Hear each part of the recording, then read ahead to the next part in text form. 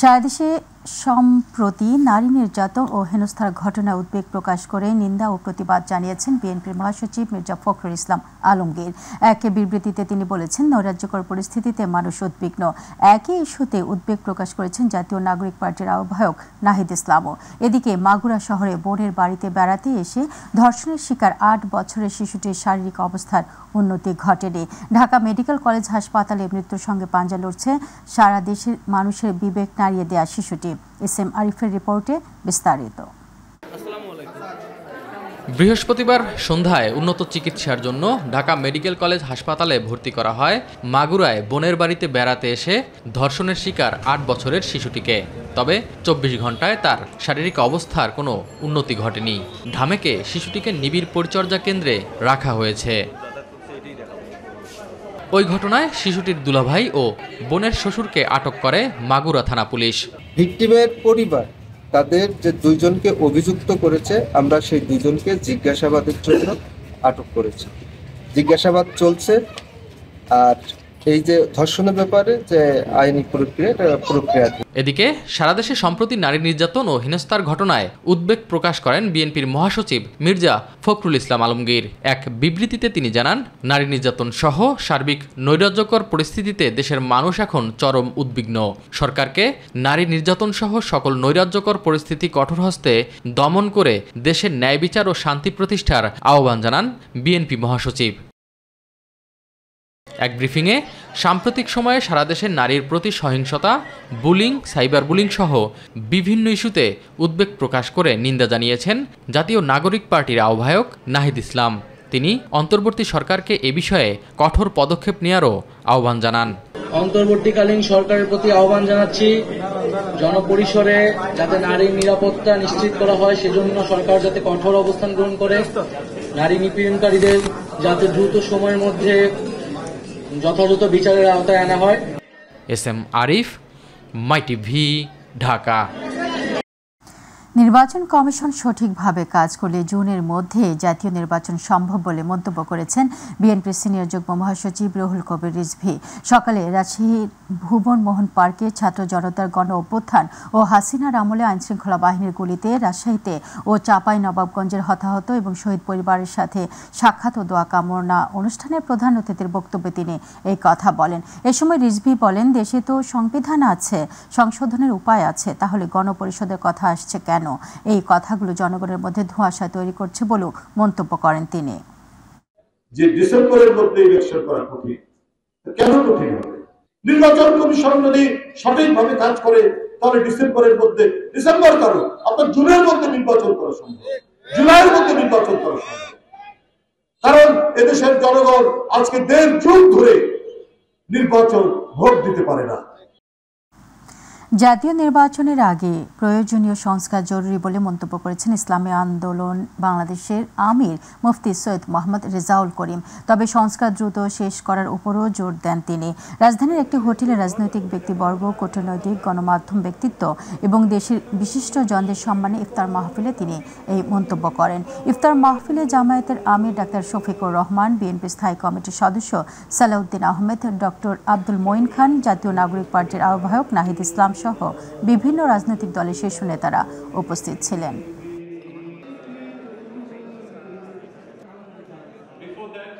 ইসলামী আন্দোলন বাংলাদেশ নির্বাচনহীন পরিস্থিতি দীর্ঘ হোক তা চায় না, বরঞ্চ নির্বাচনকে সুষ্ঠু, অবাধ করতে এবং নির্বাচনে সকলের জন্য সমান সুযোগ নিশ্চিত করতে প্রয়োজনীয় ব্যবস্থা ও সংস্কার করে দ্রুত নির্বাচনের আহ্বান জানায়।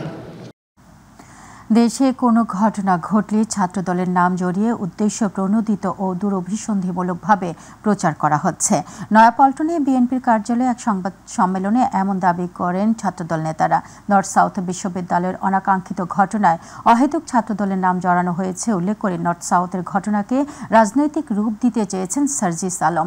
বৈষম্য বিরোধী ছাত্র নেতাদের সাথে ছাত্রদলের নিবিড় সম্পর্ক রয়েছে জানিয়ে তারা ছাত্রদল নেতারা বলেন, সহিংসতা নয় বরং ছাত্রদল সকল ক্যাম্পাসে ইতিবাচক রাজনীতি করছে বলেও দাবি করেন তারা। সার্জিস আলমের সাথে ছাত্রদলের কোনো বিরোধ হয়নি, তবে উল্টো সার্জিস আলমের শোডাউনে নিষিদ্ধ ঘোষিত ছাত্রলীগের চিহ্নিত সন্ত্রাসী এবং জুলাই আগস্টের গণহত্যার আসামিদেরকে দেখা গেছে। এভাবে জাতীয় নাগরিক পার্টি ও তাদের ছাত্র সংগঠনে নিষিদ্ধ ছাত্রলীগের পুনর্বাসন নেতাকর্মীদের পুনর্বাসন হচ্ছে। আমরা নিষিদ্ধ সংগঠনের নেতাকর্মীদের পুনর্বাসনের নিন্দা জানাচ্ছি। বাংলাদেশ জাতীয়তাবাদী ছাত্রদল সাধারণ শিক্ষার্থীদের সংগঠন হিসাবে আমরা সাধারণ শিক্ষার্থীদের জন্য কাজ করছি এবং আমরা সাধারণ শিক্ষার্থীদের জন্য যে অর্থটুকু ব্যয় করছি সেটি স্বচ্ছতা এবং জবাবদিহিতার মধ্যে আমরা রয়েছে বলে আমরা বিশ্বাস করি। নির্বাচনে অংশ নিতে জাতীয় নাগরিক পার্টি এনসিপি প্রস্তুত বলে জানিয়েছেন দলটির আহ্বায়ক নাহিদ ইসলাম। এছাড়া ভোটের আগে আইনশৃঙ্খলা পরিস্থিতির উন্নতি এবং জুলাই ঘোষণাপত্র প্রকাশের দাবি জানিয়েছেন তিনি। বিকেলে রাজধানীতে সংবাদ সম্মেলনে তিনি এসব কথা বলেন। একটি আন্তর্জাতিক মিডিয়ায় নিজের দেওয়া সাক্ষাৎকারের ব্যাখ্যাও দেন নাহিদ। এছাড়া সমন্বয়ক ও বৈষম্য বিরোধী পরিচয়ে দেশে আর কিছু নেই উল্লেখ করে কেউই এই পরিচয়ের অপব্যবহার করলে আইনগত ব্যবস্থা নেওয়ার অনুরোধ জানান। শামস তাবরিজ উচ্ছ্বাসের রিপোর্টে বিস্তারিত। নির্বাচনে অংশ নিতে জাতীয় নাগরিক পার্টি এনসিপি প্রস্তুত বলে জানিয়েছে দলটির আহ্বায়ক নাহিদ ইসলাম। এছাড়াও ভোটের আগে আইনশৃঙ্খলা পরিস্থিতি উন্নতি এবং জুলাই ঘোষণাপত্র প্রকাশের দাবি জানিয়েছেন তিনি। যে ঐক্যবদ্ধ সংস্কারের জুলাই সনদ, যেটাতে সবার স্বাক্ষর হওয়ার কথা, জনগণ দেখতে পাবে কোন রাজনৈতিক দল জনগণের রাষ্ট্রের সংস্কারের পক্ষে আছে বিপক্ষে আছে, সেই জুলাই সনদটা আমরা নির্বাচনের আগে কার্যকর হিসেবে দেখতে চাই। বিকেলে রাজধানীর বাংলা মোটরে রূপায়ণ টাওয়ারে সংবাদ সম্মেলনে এনসিপির আহ্বায়ক এসব কথা বলেন। তিনি বলেন, মাত্র আত্মপ্রকাশ করেছে তাদের দল, তাই নিজেদের সাংগঠনিক শক্তি বৃদ্ধি করতে কাজ চলছে।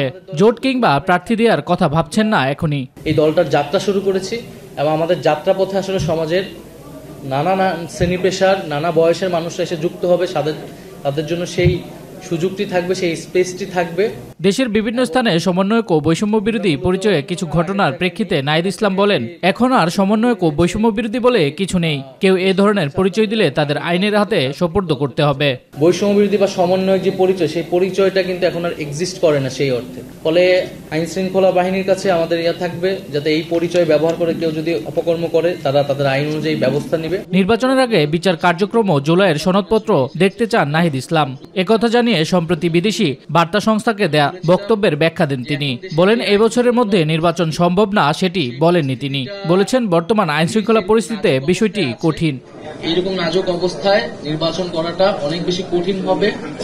শামস তাবরিজ উচ্ছ্বাস, মাই টিভি নিউজ ডেস্ক। আইনশৃঙ্খলা বাহিনীর কঠোর অবস্থানের কারণে পূর্ব ঘোষিত কর্মসূচি পালন করতে পারেনি নিষিদ্ধ ঘোষিত সংগঠন হিজবুত তাহরীর। রাজধানীতে মার্চ ফর খেলাফত নামে বিক্ষোভ কর্মসূচি পালনের ঘোষণা দিয়েছিল সংগঠনটি, কিন্তু আগে থেকেই পুলিশ সদর দফতর ও ডিএমপির পক্ষ থেকে এর বিরুদ্ধে কঠোর হুঁশিয়ারি জারি করা হয়। জুমার নামাজের পর পল্টন এলাকায় মিছিল নিয়ে নামলে আইনশৃঙ্খলা বাহিনীর বাধায় পণ্ড হয়ে যায়। শিমুল খানের প্রতিবেদনে বিস্তারিত। নিষিদ্ধ ঘোষিত সংগঠন হিজবুত তাহরীরের মার্চ ফর খেলাফত কর্মসূচিকে কেন্দ্র করে রাজধানীর পল্টন ও বাইতুল মোকাররম এলাকায় জোরদার করা হয় নিরাপত্তা। জুমায় আগত মুসল্লিদের নিরাপত্তা নেওয়া হয় নানা পদক্ষেপ। আইনশৃঙ্খলা বাহিনীর সতর্কতার মধ্যেও জুমার নামাজ শেষে মসজিদের উত্তর গেট থেকে মিছিল নিয়ে বের হয় সংগঠনটির নেতাকর্মীরা। পুলিশ বেষ্টনীর মধ্যে পল্টন হয়ে বিজয়নগরের দিকে এগিয়ে যাওয়ার এক পর্যায়ে মিছিল থেকে আইনশৃঙ্খলা বাহিনীকে লক্ষ্য করে ইটপাটকেল নিক্ষেপ করা হয়।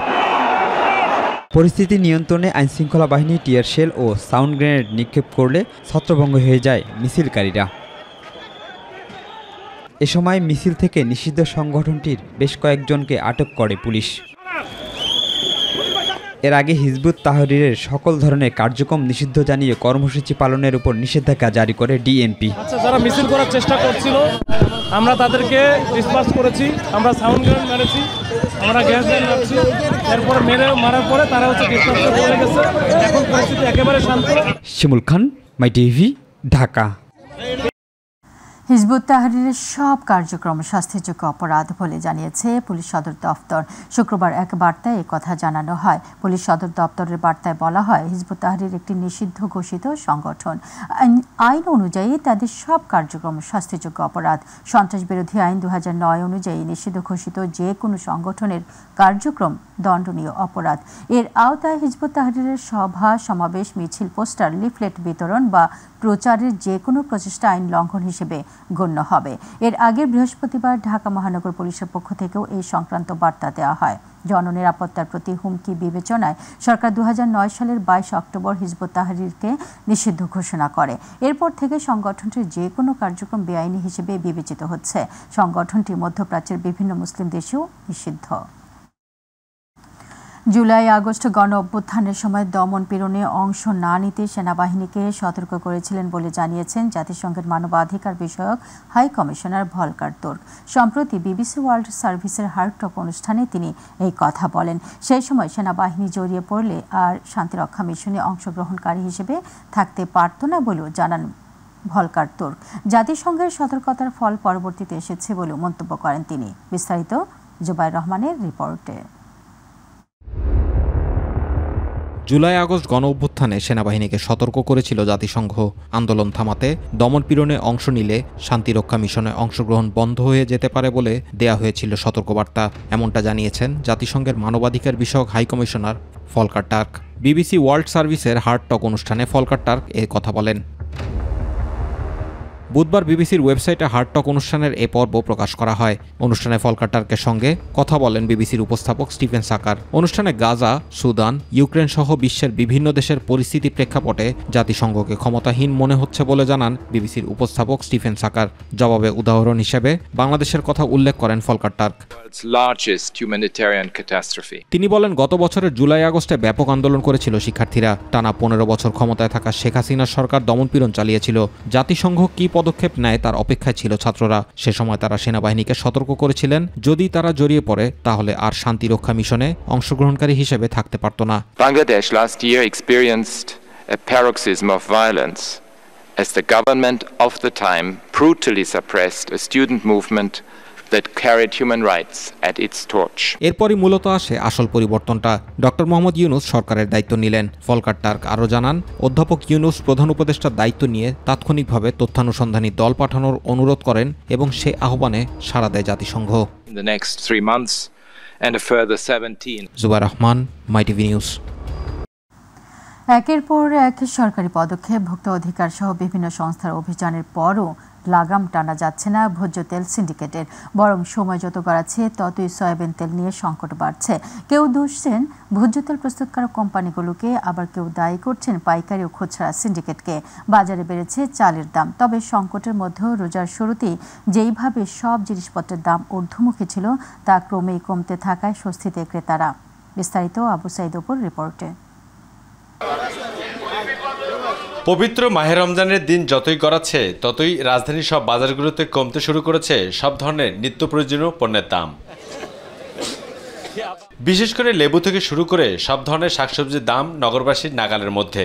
যদিও দামের বাড়তি ছোঁয়া লেগেছে চালের বাজারে। 50 কেজি চালের বস্তায় ভোক্তাদের বাড়তি গুনতে হচ্ছে 300 থেকে 350 টাকা। আর এছাড়াও ডাল, ছোলা, বেসন, ডিম সহ সব ধরনের জিনিসপত্রের দাম আগের মতো স্থিতিশীল থাকলেও সময় যতই গড়াচ্ছে ততই সয়াবিন তেল নিয়ে সংকট বাড়ছে। তাই তো ভোক্তাদের ক্ষোভের যেন শেষ নেই। 3-4টা বড় বড় কোম্পানি তারা সিন্ডিকেট করে এটা প্রোডাক্টের মানে তেলের দাম বাড়ানোর চেষ্টা করতেছে। 5 লিটার যার একবারে নেওয়ার কথা খুচরা নিতে হচ্ছে, বাইরে থেকে নিতে হচ্ছে, প্রবলেম তো হচ্ছে। সয়াবিন তেল তো আপনার মহল্লার ভিতরে কোনো দোকানে নাই, মানে ওরা শুধু খোলা তেলটাই রাখে। গায়ের মূল্যর চেয়ে অধিক বেশি। 200 টাকা আমি 2 কেজি 400 টাকা কিনলাম। তেলের একটা 5 লিটার দাম, কিন্তু আমার সাথে বাজার করতেই। তবে সবকিছু ছাপিয়ে ব্যবসায়ীরা দুষলেন ভোজ্য তেল প্রস্তুতকারক প্রতিষ্ঠান সহ তেল সিন্ডিকেটকে। বাজারে তেল চাইলে তেল পাওয়া যায় না। 1 কার্টুন 2 লিটারের 1 কার্টুন দেয়, 5 লিটারের 1 কার্টুন দেয়। চাহিদা অনুযায়ী তেল পাওয়া যাচ্ছে না। তারা বলতে যে আমরা তেল লুকায় রাখছি, সিন্ডিকেট করে রাখছি। না, আমাদের 1 পিসও তেল নেই। কোনো পণ্যের দামই বাড়ে নাই। তেলের বাজারটা ইচ্ছা করে একটা অস্থিরতা করছে, সেটা কোম্পানির। ব্রয়লার থেকে শুরু করে সব ধরনের মুরগি, মাছ ও মাংসের বাজার আগের মতো স্থিতিশীল অবস্থায় থাকায় নগরবাসী কিছুটা স্বস্তি ফিরে পেলেও সয়াবিন তেল নিয়ে যেন অভিযোগ থামছে না। অর্থাৎ সবকিছু মিলে ভোজ্য তেল নিয়ে যেন এক মহা সংকটের মধ্যে পড়েছে নগরবাসী। তবে এই থেকে পরিত্রাণের জন্য সংশ্লিষ্ট কর্তৃপক্ষকে আরও বেশি আন্তরিক এবং বাজার মনিটরিংয়ের ক্ষেত্রে পদক্ষেপ নেওয়ার পরামর্শ দিয়েছেন ভোক্তারা। কারণ বাজার থেকে আবু সৈয়দ অপু, মাই টিভি, ঢাকা। জামায়াতের সহকারী সেক্রেটারি জেনারেল হামিদুর রহমান আজাদ বলেছেন, জামায়াতে ইসলামী জনগণের কল্যাণে সৎ ও যোগ্য লোকদের মনোনীত করছে, যাতে বাংলাদেশে মানুষ গণতান্ত্রিকভাবে তাদের অধিকার পরিপূর্ণভাবে ভোগ করতে পারে। রাজধানীতে শরীয়তপুর ওয়েলফেয়ার ফোরামের আয়োজনে ইফতার মাহফিলে তিনি এসব কথা বলেন। এ সময় হামিদুর রহমান আজাদ শরীয়তপুর 2 আসন থেকে জামায়াতের মনোনীত প্রার্থী অধ্যাপক ডাক্তার মাহমুদ হোসেনকে পরিচয় করিয়ে দেন।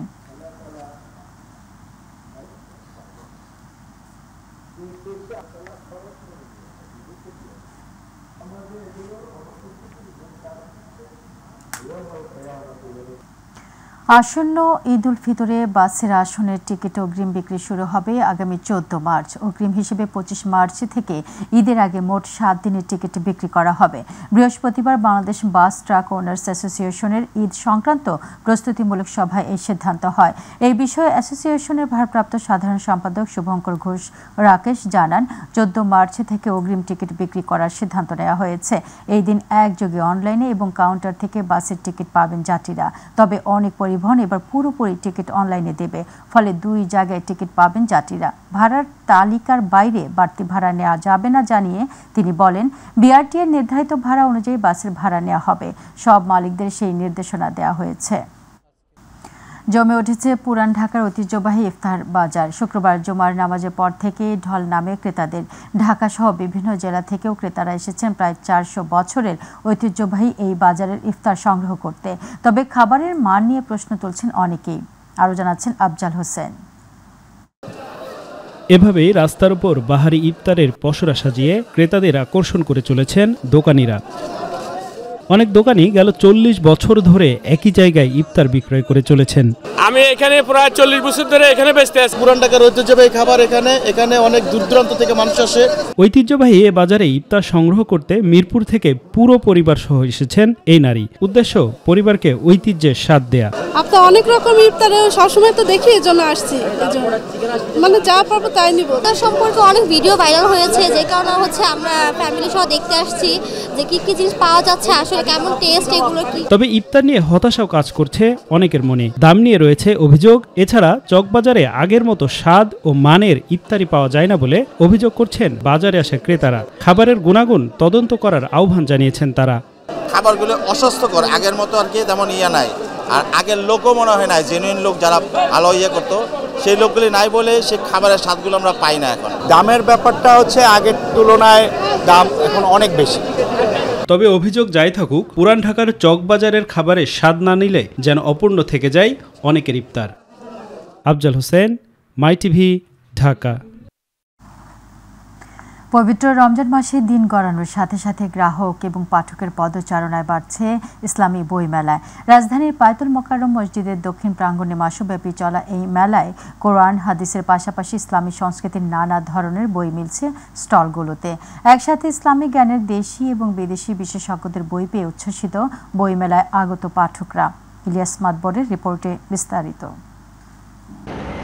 বাবার হাত ধরে স্টলে ঘুরে ঘুরে বই দেখছেন ছোট্ট সোনামণিরা। পছন্দসই মলাটের বইগুলো কিনছেন আগ্রহ নিয়ে। আমার আব্বুর সাথে এসেছি, আমি গল্পে উপদেশ এই বইটি কিনছি। ইসলামিক টাইপ, মানে কোরআন শরীফ আর অনেক কিছু। সন্তানদের নৈতিকতা সম্পন্ন মানুষ হিসেবে গড়ে তুলতে ইসলামী মূল্যবোধের বইয়ের বিকল্প নেই বলে মনে করেন অভিভাবকরা। বাচ্চাদের আদর্শ সিরিজের বইগুলো, যেগুলো আদব কায়দা বা নামাজ শেখার জন্য যে বই ধরনের যেগুলোর বই আছে বাচ্চাদের, এগুলা কেনার চেষ্টা করতেছি। ভালো বই কিনলে বাচ্চারা আকর্ষিত হয়, আকর্ষণ থাকলে বাচ্চারা এই বইটা পড়বে। কুরআন হাদিস ও দেশি এবং বিদেশি বিশেষজ্ঞের লেখা ইসলামী বই ও অনুবাদ গ্রন্থ সংগ্রহে দেশের বিভিন্ন স্থান থেকে আসছেন পাঠক ও গ্রাহকরা। পুরান ঢাকা থেকে আসছি, ওয়ারি থেকে। আমি একটা কোরআন শরীফ নেব আর একটা ধর্মীয় বই নেব। ক্রেতার সারা বলতে আলহামদুলিল্লাহ ভালো। কিছু হাদিসের বইও যায়, কিন্তু রাসূল সংক্রান্ত বইগুলো আমাদের এখানে সবচেয়ে বেশি। শুক্রবার বন্ধের দিন হওয়ায় অন্য দিনের তুলনায় পাঠকদের উপস্থিতিও ছিল ভালো। সামনের দিনগুলোতে গ্রাহক পাঠকদের পদচারণায় মেলা প্রাঙ্গণ আরও মুখর হবে বলে মনে করেন প্রকাশনী সংশ্লিষ্টরা। কোরআনগুলি বেশি বিক্রি হচ্ছে। যদি মেলার প্রচারটা মানুষের কাছে পৌঁছে, আশা করি আমাদের মেলা আরও ভালোভাবে। প্রথম দিক দিয়ে যে এরকম ছিল এই তুলনায় আস্তে আস্তে পাঠক আসতেছে, করতেছে, দেখতেছে বই। এই যে সুন্দর সুন্দর বইয়ের কালেকশন আছে, আপনারা পড়ুন, দেখুন এবং ক্রয় করুন। ইলিয়াস মাতবার, মাই টিভি, ঢাকা। শেষ করব সুগন্ধির খবর জানিয়ে। বিশ্ববিখ্যাত ফুটবলার রোনালদো থেকে বলিউড তারকাদের ব্যবহৃত সুগন্ধির সবই পাওয়া যাচ্ছে ঢাকায়, তাও নামমাত্র মূল্যে। শুধু তাই নয়, ক্রেতাদের মন মতো গন্ধ শুকিয়ে পারফিউমও বানিয়ে দিচ্ছেন ব্যবসায়ী মামুন, যিনি এই শিল্পে 19 বছর ধরে কাজ করছেন। কম দামে মানসম্পন্ন সুগন্ধি পাওয়ায় দেশীয় পারফিউমের বাজারে সম্প্রসারিত হচ্ছে, যা নতুন উদ্যোক্তাদের জন্য সম্ভাবনার দুয়ার খুলে দিচ্ছে। কবির চৌধুরী জয়ের রিপোর্টে বিস্তারিত। বিশ্ববিখ্যাত footballer Cristiano Ronaldo, Shahrukh Khan সহ বলিউডের অভিনেত্রীদের ব্যবহার করা পারফিউম এখন পাওয়া যাচ্ছে ঢাকায়। শুধু তাই নয়, যে কোনো গন্ধ শুকে বানিয়ে দিতে পারেন মন মতো পারফিউম। যে কেউ যদি কোনো হুবহু যে বিশ্ববিখ্যাত পারফিউমগুলি নিয়ে আসে আমাদের কাছে স্যাম্পল, তাহলে আমরা হুবহু বানিয়ে দেওয়ার চেষ্টা করি 95% এবং কোনোটা আপনার 99% মিলে। এখানে বিশ্বের সব নামি দামি পারফিউম পাওয়া যায় নামমাত্র মূল্যে। এছাড়া লাখ টাকার পারফিউম পাবেন মাত্র 1000 টাকায়। বড় বড় ব্র্যান্ডের যে পারফিউমগুলি এখানে পাওয়া যায়, যেগুলো মার্কেটে 20,000, 15,000, 10,000, 12,000 এর চেয়েও বেশি আছে। তো সেই পারফিউমগুলো এখান থেকে যদি আমরা নেই, সেটা মেকিং করে নিলে এখান থেকে অনেক কমে নেওয়া যায়। হ্যাঁ, সেটা যেই ব্র্যান্ডেরই হোক, যে কোনো পারফিউম হোক, এখানে এনিহাউ সব পারফিউম এখানে পাওয়া যায়। খুব কম দামে পাওয়া যায় বলে ঘন্টার পর ঘন্টা সিরিয়ালে দাঁড়িয়ে মনের মতো পারফিউম বানিয়ে নিচ্ছেন ক্রেতারা। কেউ কেউ খুঁজে নিচ্ছেন প্রিয় তারকার ব্যবহার করা পারফিউম। শাহরুখ খানের ডানহিল পারফিউমটা খুঁজতে এসেছিলাম, পেলাম, নিলাম, এই জন্যই আসলে এখানে আসা। আতর বানায় নিয়ে যাবো, তো এই জন্য আসছিলাম। তো আপনার হচ্ছে ওই যে শাহরুখ খানের একটা আতরের ইয়া শুনছিলাম, এসআরকের, ওইটা এখানে মূলত খুঁজতে আসছিলাম। এভাবে দীর্ঘ 19 বছর থেকে মিডফোর্ডের পারফিউম লেনে সুগন্ধি বিক্রি করে আসছেন দোকানি মামুন। সুদূর আমেরিকা থেকে প্রশিক্ষণপ্রাপ্ত একজন সুগন্ধি ব্যবসায়ীর কাছে এ বিদ্যা রপ্ত করেন তিনি। এরপর থেকেই মানুষের পছন্দ অনুসারে সুগন্ধি বানিয়ে সারা ফেলেছেন মামুন। সে ইউএস থেকে প্রশিক্ষণ নিয়ে আসছে এবং সে অনেক বড় ব্যবসায়ী, তার নাম বলা যাবে না। এখানে আমাদের কাছে যে সমস্ত কাস্টমারগুলি আছে, তারা মূলত আসে এই কারণে যে এখানে ভালো জিনিসটা একটু কম প্রাইজের ভিতরে নেওয়ার জন্য। শুধু পারফিউম নয়, যারা নিয়মিত সালাত আদায় করেন তাদের জন্য অ্যালকোহল মুক্ত পারফিউম ও আতর বানিয়ে থাকেন মামুন। এখানে বিশ্ববিখ্যাত যত পারফিউম আছে সবই আপনি পাবেন, অ্যালকোহল ছাড়া, অ্যালকোহল সহ। যদি কেউ আপনার অয়েলটা ব্যবহার করে শুধু, সেটাও পারবে। আর যদি বলে যে আমি না পারফিউম বানায় নিব, সেটাও পারবে। প্রায় 8 থেকে 9 প্রকার উপকরণ ব্লেন্ডারে ঘুরিয়ে ঘুরিয়ে তৈরি করা হয় পারফিউমের আসল ফ্লেভার। একটা পারফিউম তৈরি করতে আপনার মিনিমাম 8-10টা আইটেম ব্যবহার করা হয়, মোটরের সাহায্যে যে ব্লেন্ড করা হয়, তারপর এই পারফিউমটা ফুটে ওঠে। বিভিন্ন দেশের মতো বাংলাদেশেও পারফিউমের এ বাজার সম্প্রসারিত হচ্ছে, যাতে উপকৃত হচ্ছেন নতুন উদ্যোক্তারা। এটা খুবই ভালো দিক। আমাদের এই মার্কেটটাও আস্তে আস্তে অনেক গ্রোথ পাচ্ছে এবং আমাদের ধরেন ছোট ছোট কিছু ব্যবসায়ীরা অনলাইনে এগুলো সেল করতে পারতেছে, কাস্টমাররাও অথেন্টিক প্রোডাক্টটাই পাচ্ছে খুবই স্বল্প প্রাইসে। তো দ্যাটস ওয়াই আমি বলবো যে এটা খুব ভালো, মার্কেটটা খুব বড় হচ্ছে আস্তে আস্তে। বাজারে নামি দামি সুগন্ধি কম দামে পাওয়ায় ক্রেতারা ঝুঁকছেন দেশীয় পণ্যে। এতে বিদেশি পণ্য ব্যবহার কমার পাশাপাশি বাণিজ্যিকভাবে সম্প্রসারিত হচ্ছে এ বাজার। কবির চৌধুরী জয়, মাই টিভি, ঢাকা।